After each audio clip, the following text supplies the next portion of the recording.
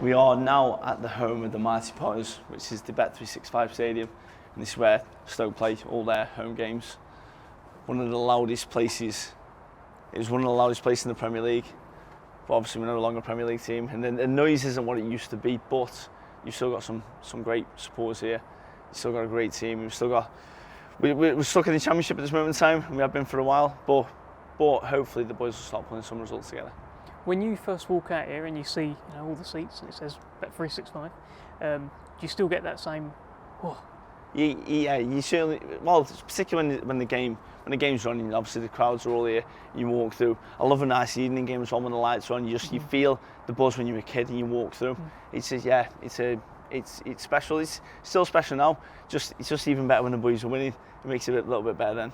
Walk us around. Let's take us down there. So I spoke to Jack earlier today, Jack Flatley, and I sort of led him on to this statement anyway, just because he's got a tattoo of Sugar Ray Leonard against Roberto Duran. Yeah. And it says no mass, right? That's the famous no mass fight. And I said to him, do you think you can make Nathan Heaney quit? And he said yes. Okay. His pressure could do that. Do you think you can make Nathan Heaney quit? Yeah. I believe I can. When I turn up on the best I can be, I think I'm a nightmare for anyone. Yeah, I mean, we've all got a right to our own opinion. There's not many times, in fact, no one's ever made me quit in the ring in 105 fights. So, if he was to do that, I mean, fair play to the lad, because that's some man. Because I am a very tough fighter. And yeah, I pride myself on that, to be honest. I'm tough mentally, I'm tough physically, but he has got the style to cause you nightmares.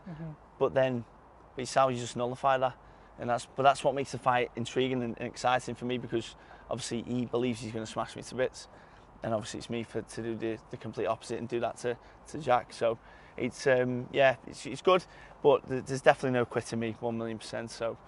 Yeah, we'll have to see, won't we? We'll have to see. I mean, he thinks that you're underestimating him, that you think he's just a small sort of light middleweight kind of thing who's coming up. Is there any element of that? No, I don't see him as a small. He's 6 foot. He's virtually the same height as me. I mean, we sparred together probably 3 years ago. I only shared about 5 rounds. You could tell he was working on something. I was working. The rounds weren't really. They weren't hard as such. Yeah, he said he didn't even remember the spar. Yeah, he just knows that it happened. I know it happened. The only reason I knew, should I look back to see what height he was, just to see how small he was, because he's not small. No. So, like I say, he's the same height as me. So I'm not underestimating Jack in the slightest. It's just he's just a great name for me to fight, and if I beat him, it just makes a good statement in terms of beating a good quality domestic fighter. I see this ground every day. I drive past it. Obviously, I'm here at the weekends. I probably do think about it, probably more than I should, probably. But yeah, it's an exciting prospect. Like I said before, it's going to happen, provided obviously I take each challenge and beat who's in front of me, and lead up to that. You just look around and you think, what could this happen? And I genuinely believe. Let's have a look. Yeah. Where would the ring be? Have a look. The ring would be there right in the middle. I mean, we did a charity game here with Franklin Management a few months ago, and I had Ricardo Fuller, Liam Lawrence and stuff, and Sidibe, and I was literally standing in the middle. I was like, this doesn't look that big when you're in the middle. Like, obviously when you're in the stands, you see everything, but from the middle it doesn't look that big, and you're thinking, wow, imagine this was just full of people. It would be incredible. It's like I say, it's something for Stoke-on-Trent, and then it's just the city itself. It's never been done before. Not many people do get to do it. Yeah. Not many people get to have stadium fights, but it just makes sense, doesn't it? It just if the support base is there, and my performances are there, I see no reason why it won't happen. It's been a special place over the years, and like I say, when we got promoted in 2008. It just become an absolute fortress of a ground. Like, people hated coming to Stoke. Like, one for the atmosphere that was here, and two for the players, that the kind of the DNA that they had in terms of hard grafters, hard tacklers. It was really an intimidating place. Really cold as well back in the day before they filled the corner in. It used to be dead windy here as well. So, but no, there's been some special memories here. Have you thought about who will be in your opposite corner? Look, I don't want you to look too far past Jack Flatley, right? Of course, you're not going to do that. But there must be someone in your head who's going to be in the opposite corner when this dream does become a reality? Is it going to be a British champion? Is it a world champion? Is there someone in your mind? I honestly don't know, but I think to myself, if you were to fill this, you obviously need a good dance partner as well. Yeah. I think someone like, I know it's ridiculous now because all the stuff is going on with Conor Bennett and stuff. Canelo, aren't you? No. Chris Eubank Jr. I think someone like Chris Eubank Jr. would be an amazing fight, just because of the profile that he brings.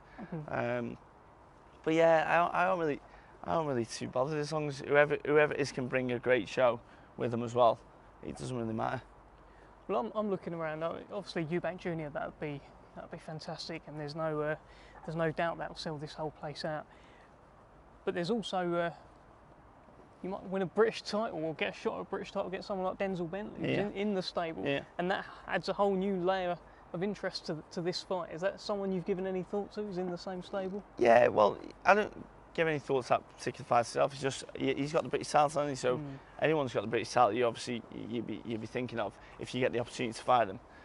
I mean, he's got a great fight against Marcus Morrison. It's like the 16th September. Yeah. So it's like Bentley's a great fighter, very strong, can punch very hard. He's got good boxing ability as well. But I wouldn't say I've particularly thought too much about Bentley as such. But if the fight come, then we'd be thinking loads about him, just because he's the British champion. He's the British champion. Another guy with rising stock at the moment in the Queensberry stable in your division is Hamza Shiraz. Yeah. Have you kept an eye on his rise? He's been brilliant. He's like, obviously with Jez Smith, he smashed Jez Smith to bits respectfully. And yeah, obviously he had the Bradley Skeet fight where he come through it. Obviously it was controversial the way it ended, but still he was doing very well and breaking him down when it comes to that point. But no, do I pay any attention to them fighters? No, but I don't. I obviously know of them because they're the main fighters of the division, and like you said, they're in Queensberry as well. So it obviously makes sense that those names were mentioned with me as well. Finally, then, tell us, September 26th, you're part of a big show. Yeah. The Joyce versus Parker show. How do you see your fight with Jack Flatley? Arguably the toughest fight of your career. How do you see this one playing out? What's going to happen in there? Is it 24th, 26th? What did I say? 26th. Say 24th. Well, we'll say 24th just in case. 24th. Yeah. I think it's just in case tickets. That's we don't want to turn up on the wrong day. Do you know what I mean? But that's the Monday, isn't it? In the end. But no, I think the fight's going to be very exciting. I think it's going to be two guys that have got tactics to nullify each other. It's just who applies those tactics the best. How Steve, my coach, and Matt Vienko, Jack's coach, how are they putting the game plans together, and how do we listen as fighters? At the end of the day, it's all our application. But I think, regardless of what happens, it's going to be a great fight. I think it's going to be very exciting, and I think there'll be a bit of drama in it as well. Okay, all right, and give me your final one on Joyce Parker. How's that one go? I can't see anyone stopping Joyce just completely wearing them down. I mean, they're going to be brilliant for 5 or 6 rounds, but in a 12-round fight with Joyce, he really is the juggernaut. Like it's a great description for him because he is very. You have to be a massive banger to stop him. All right, lovely speaking to you, and we'll catch you in Fight Week. Cheers, mate. Thank you very much. Mate.